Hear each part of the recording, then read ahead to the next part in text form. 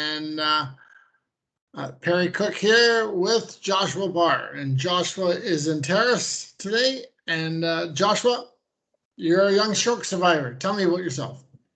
Hey, how's it going, everybody? My name is Josiah Bahr. I was born here in Terrace in 22 years ago now. I had a stroke when I was 18. I was born, I guess, what's called an AVM. So that's when a cluster of blood vessels forms in your brain, and it essentially put pressure on my brain until one night it burst and my brain started hemorrhaging and bleeding, and I was medevaced from Terrace to Vancouver General Hospital, where I spent a total of about 8.5 months in NGF Strong and Vancouver General, where they did surgery, and I did rehab and kind of learned to get back to life as normal as it was going to be for me, right? I mean, I live with limited use of my left arm and limited leg movement, but for the most part, I live a pretty extraordinary, normal life. Okay. So, Josh, when was your stroke anniversary? It was, I believe it was May 19th of 2018. 2018, okay. And what were you thinking at the time? Well, I wasn't really thinking so much. Like, all I remember from that was I was out with some friends at the lake. It was May long weekend, we were partying, having a good time. And I went to bed that night in somebody's trailer, and I woke up a week later in Vancouver General Hospital, where I knew no idea what's gone on, what took place, anything, right? So how did you find out? Who told you what it was? So eventually, I guess, like, some nurses and doctors had kind of tried to explain it to me, but I really wasn't conscious enough until about probably a week and a half after it's happened. And then where my parents eventually, I do remember one nurse explaining it. Just took quite a few explanations, and then my parents sort of explained it to me, but where I kind of began to grasp what had kind of happened, what had gone on. But it was very technical for me to understand that point, I found. But okay. So you're in the hospital, you're in Vancouver General, and they're telling you this. And what was your thoughts? What did you think? I think, like, my first thought was just kind of, what am I going to do? What does life look like? How am I going to get better? How am I going to walk or move on with life? I kind of thought that life was maybe over, or I had, I wasn't sure if there was much past this, I guess, right? I kind of figured it'd be there forever, but. Yeah. And when someone said to you, stroke. Yeah, it was kind of shocking, I think, right?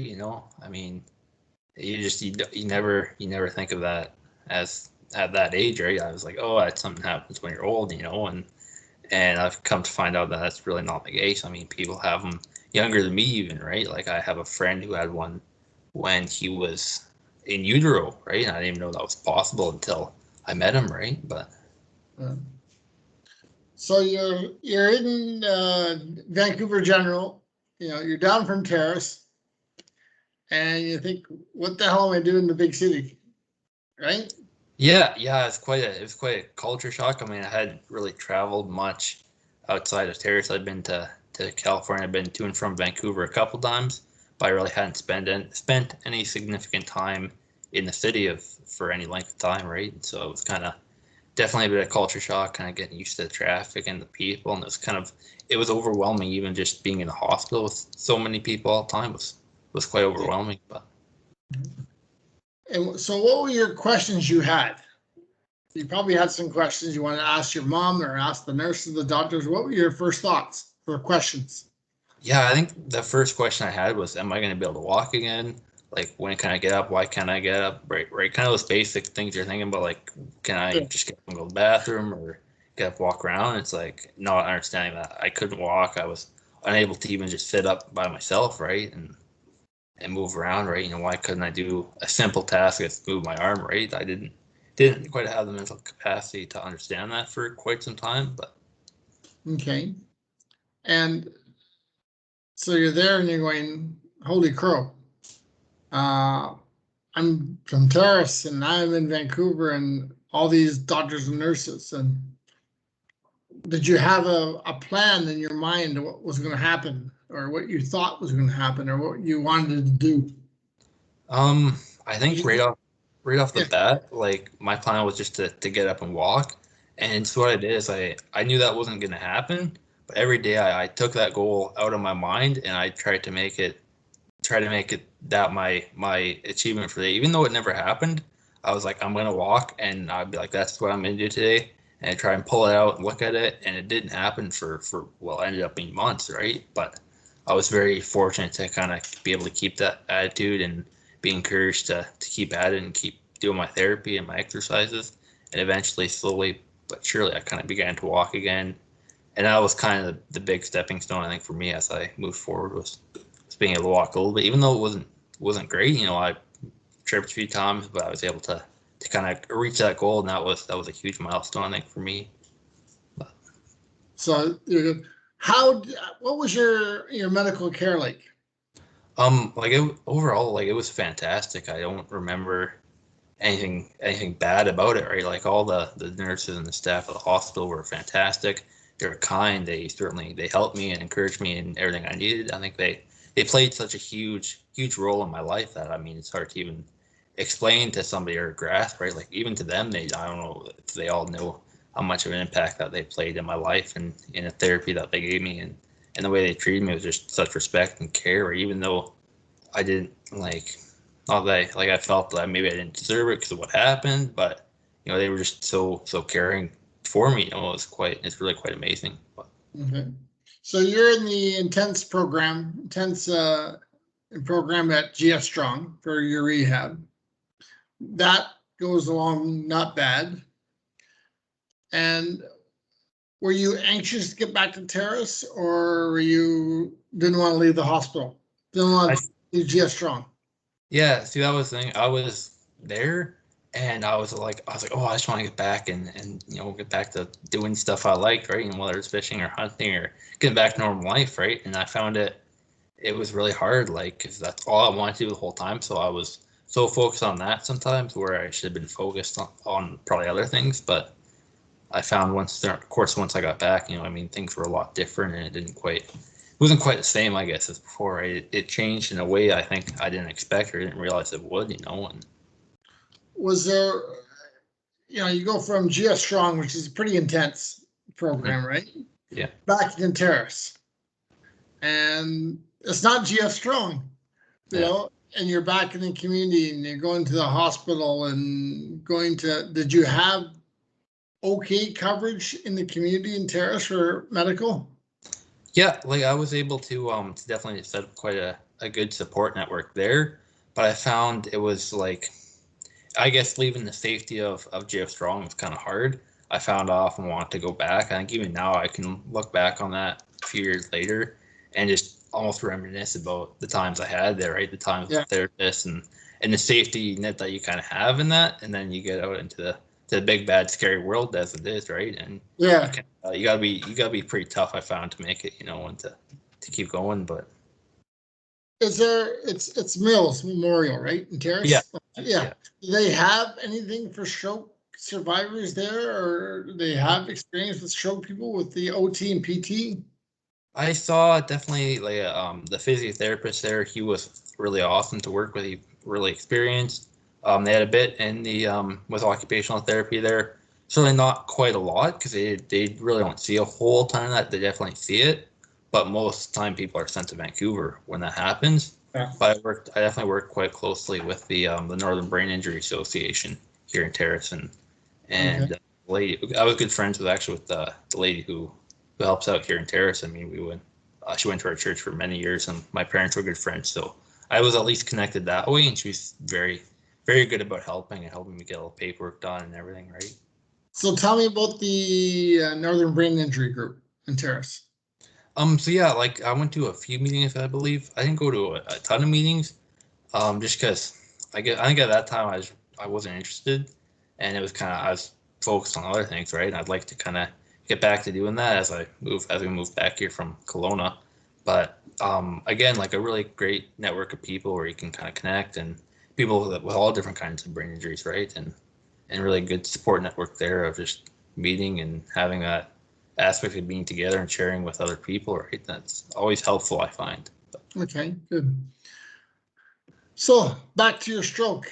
What has been a positive thing that's come from your stroke? I think overall, it's kind of hard, maybe hard to believe, but overall, most of what happened with my family was quite positive.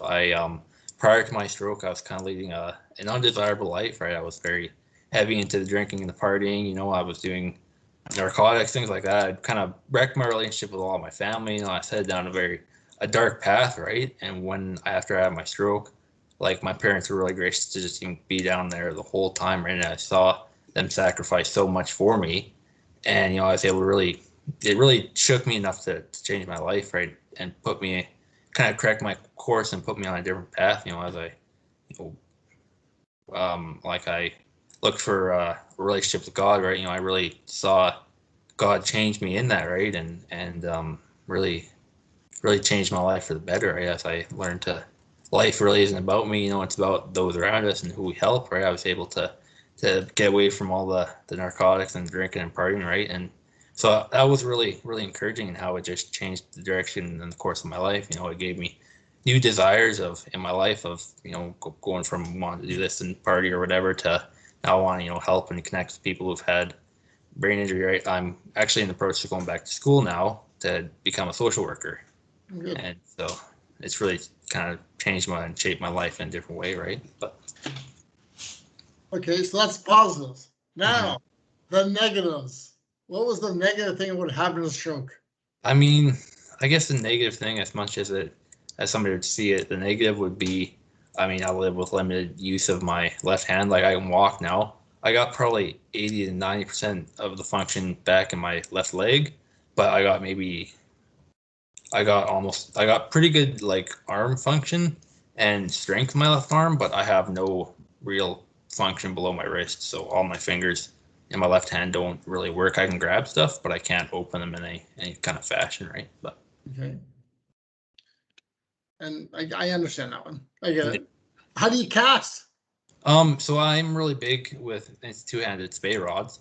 Okay. The butt rod fits really nice into my hand, and so oftentimes I'll kind of jam it in or kind of get my hand around, and that way I'm able to kind of make my spay cast. It's not pretty, but it works a lot, right? And then with the handle of the reel, I'm able to kind of fold my thumb into almost a triangle, like my thumb and my pointer finger into almost a triangle shape, and it kind of hook the reel on there like that, and I can kind of jerkily bring a fish in, right? And so I found I really took to fly fishing just because I'm not constantly reeling. I'm just more casting the line, right? And, yeah. Okay. Anything else negative that came from the stroke? I'm trying to think. Like, not really. I spent so much time. Like, it changed me. It helped me to become a more the suffering. It really just brought me through so much, and it helped me really to persevere and to learn so many good aspects of life that people a lot of times don't even learn, right? And so really, I mean, aside from kind of the physical limitations, I guess I'm epileptic now. I haven't had a seizure in a couple of years, but I take medication for that, and it kind of manages my epilepsy there. But just kind of not much, like just general medical things that I don't necessarily look as a negative. Most of it just turns into a positive because of everything I've been given and blessed with, right? It's hard to find the negatives in that when you have so much when you weren't supposed to have anything, right? I find it kind of challenging to think of the negative, but so when you were doing rehab, was there anything that look back now and saying, shit, I should have done that more? like as much as I got back walking, I definitely probably wish I would have focused a little bit more and been a little more cooperative with my arm. I know for me that was really hard. I remember being even to this day I get frustrated with it. But I know there's I wish I'd spent more time working kind of with my arm and doing the rehab and the exercise I should have been doing when I was always doing them, right? Yeah, I know. And maybe I would have gotten some more hand function back, but then again, it's pretty hard to tell and to know that for sure. But your left, it's your left, right? yeah. Can you lift up? Yeah. So my arm works good, but really not very good control from kind of the wrist down or the wrist to the fingers, basically. Okay. Were you left-handed or right-handed? I was right-handed, so. Okay. Okay. Right. See, mine's my right. Oh, okay. So are you left or right-handed? I'm right-handed. Oh, okay. Oof. So my right is, same thing as your left. Yeah, in respect. Could you work on that now to get the left back? I probably could, and for a while there, I worked really, really hard and intently, and the thing I found was I spent so much time at rehab doing exercises, it took away my entire day. And for me, at this point, like after about 2 to 2.5 years, I was kind of done. I met my wife, and I just kind of, or my wife, and I was like, as much as I could spend and probably get some more hand function movement back. For me, it just takes up too much of my day, and I can't live a normal life doing that. And so, I kind of went back to work, pursued doing school, and just kind of tried to live a normal life with what I had, right? And I mean, I got married almost a year ago now. And Good. Congratulations. thank you. Yeah. Yeah. Okay. So you've had the stroke, you're recovering now, you're a stroke survivor. What are you concerned about? I think for me, my biggest concern now is for my wife, right? And being able to provide for her. I receive PWD, but I do work part time where I can, and just trying to get back to school and get into a field of work that really suits me as a person with disability. I know that can be hard for a lot of people, right? And, Yeah. but okay. Well, that's good for you from there. We always look at this as you've probably played it through your mind a million times. What could I have done to prevent the stroke? Right? Mhm. Yeah, for sure, right? I know I often wonder if if some of my life choices that I had not gone down the path I did, if that would have changed anything. But I mean, I asked the neurosurgeon or my neurosurgeon that question, and he was like, really, there's all drug usage and drinking aside, there's really not much you could have done to prevent it. It was going to happen. It was just a matter of time, I guess. Like he was quite amazed with just the size of the ABM and the amount of blood vessels that were tangled, and the mass that they took out of my brain was quite substantial. And so he was just kind of really saying, I was kind of fortunate to even just to be alive, to have made it through that. I guess usually there's a lot of symptoms that come with the condition I had. And the odd thing about me, like it's not usually treated with surgery. It's oftentimes treated other ways, right? When you're a very young child. But because there was no inclination I had anything in my brain, they couldn't do anything. They had no idea until it ruptured basically. But, Okay.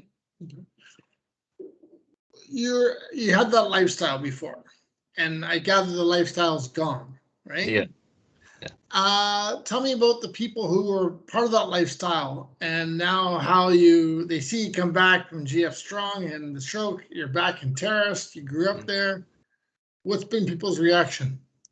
It was interesting, right? Because I got back, and the guys, like all the guys I hung out with, they were very concerned to hear what happened. They weren't sure. They were told I had overdosed on cocaine, which that's what they told them in Terrace, and that's all I do in Terrace at the time. And then I got back, and of course I had to kind of explain to them, well, no, this is what happened. I just underwent a massive surgery, and my brain essentially exploded, I guess is the easiest way to say that.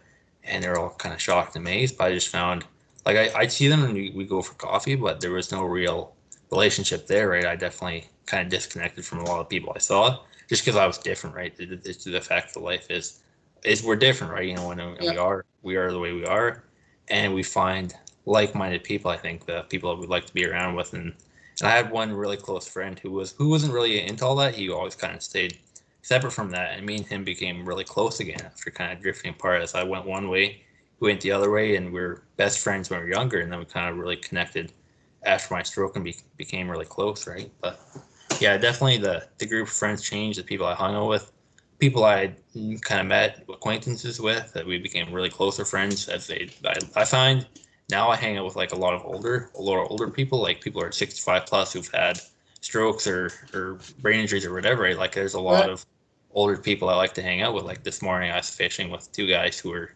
way over 55. Right? They were in their late 60s, I believe. Okay. Did you catch anything to this morning? I lost one fish. The one guy who was fishing there, he he must have hooked like 15 fish by the time we were there, and the other buddy I was fishing with, he got into a couple, but it's a tough day fishing. Chum? Lots of sockeye going through, right? We're not allowed to Yeah. keep them, of course. Some pinks, steelhead, probably a few snook that we hooked there, but Okay. They're too small? no, just some of them most of them we couldn't land, like we were fly fishing, so you lose a lot of fish when you're fly fishing.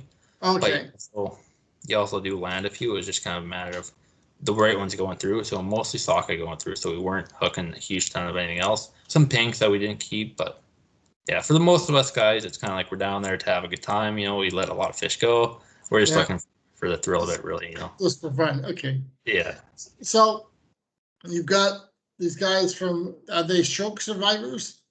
The one is my one buddy. He had a stroke in the United States, and he retired up here in Terrace, and now he just mostly fishes. But Okay. yeah, so he has some physical limitations, so we'll hobble into different fishing spots together and whatnot. But yeah, it's kind of cool. I really connected with him after I'd done some ice fishing with him prior to my stroke, and I'm actually at the fishing shop I was working at back on the day. Oh, And then after Misty River? Fishtails on the highway. Yeah. Yeah. Okay. I met him there, and we fished a little bit, and I had my stroke. And turns out my mom and his wife had worked together quite closely. And then I got kind of in contact with him after. He sent me a card while I was in the hospital, and we just really connected. He was really into helping me get back to fishing and get back to the outdoors. And he would pick me up and drop me off, and he would kind of look how it helped me tie the knots and show me what to do, right? Even to this day, he still gives me quite a hand, right? And it's always very much appreciated. But okay. So what advice could you give to somebody who's just had a stroke? I think the best advice, right, is just keep being persistent, right? Keep working hard. I think somebody once told me that nothing in life ever comes easy, right? So whenever you as much as it's gonna be a hard, challenging road, it always gets easier. You just gotta have the mindset of you want to get better. You want to keep working, keep do your exercise as much as it's almost a cliche. Do your exercise because they do help. I know it's hard at times and it may even hurt, right? Like I remember for a lot of them, it hurt for me, but definitely just keep at it. Keep persistent, keep a hard mindset, and through your sufferings, you'll be changed, and you're either gonna make it or you're gonna fail, right? So definitely keep a good hard mindset in everything you're going through, right? Okay. What's the one thing that you didn't think was important that you now see it has an effect on you? I think probably for me, as much as I didn't want to think about it then, probably eating right. Like not that I eat terrible, but I notice I do a lot better when I'm eating proper food, right? I know avocado is really good for your brain, right? And it's really good oils, but I can't stand it. I hate it. So I replace that with a lot of fish, right? I love eating fish. Yes. And so definitely eating like fresh vegetables. I find I do really good eating raw vegetables, low carbohydrates, low sugar, all that kind of stuff. So if you really kind of fine tune what your body needs and what your body likes, as much as you may not like the taste of it, it's going to help you feel a lot better and kind of get through your days a lot easier. But okay, that makes sense. Where do you see yourself going forward from here? Well, as I go forward, I start school in September. I'm taking a few university credits I can transfer into a program that the college offers here next year, and it's a social service worker program. So I hope to get kind of into the social services aspect of things, right? Working with people who are kind of going through hard times, right? In whatever fashion, whether it be they're coming out of the hospital or going to the hospital, whether they're kind of down on their luck, they're not making much money, or battling whatever kind of challenges, right? Helping your average person kind of around, right? And helping people's lives get better in a way, right? I think that's really what a lot of what life is about, is helping people, being good, kind to one another and working for each other, right? Life doesn't come easy, and sometimes we all need a hand up, right? And a hand kind of forwards, and if I can help somebody do that, it makes life all the more worth living, right? Okay, good. You speak quite highly, and we've talked many times about Northern Brain Injury Group. Mm-hmm. Has that been a bit of I don't want to say lifesaver, but has it been a very good outreach for you? Yeah, the one lady I work with, she helped me get like my PWD certification and everything, right? Like she spent probably about 3 months with me and my mom going through paperwork, helping us kind of navigate the system and figuring out what I need to apply, how I apply, and how we word the application and everything, right? It makes such a huge difference that without the support, I think that's the problem with a lot of people is they're not able to get the support that I had. And that's why you see so many people who are homeless or down on their luck, right? And we need more advocates, more people who can help us navigate the system, right? And Okay. get that we need. Having that advocacy is really important, I believe. Okay. Good. Final thoughts. Um, yeah, like I'm not sure. I think as long as you're really kind of working towards your goal and being able to really be committed to yourself and the therapy that you're about to endeavor and what you need to go through, right? It's quite a challenging and a hard thing. I would say without faith, it makes it really hard. Right? I mean, like I'm a born again Christian. I believe in the supremacy of one God. And I know that hope that I have in that just helped me tremendously in that. Right? And I would really encourage anybody to search out their faith, right, and look for that. I think that's really important in our lives too. Having that the spiritual aspect of our souls, right? Having that looked after as well as the physical aspect is really important, right? Okay. Good. Thank you very much for your time today.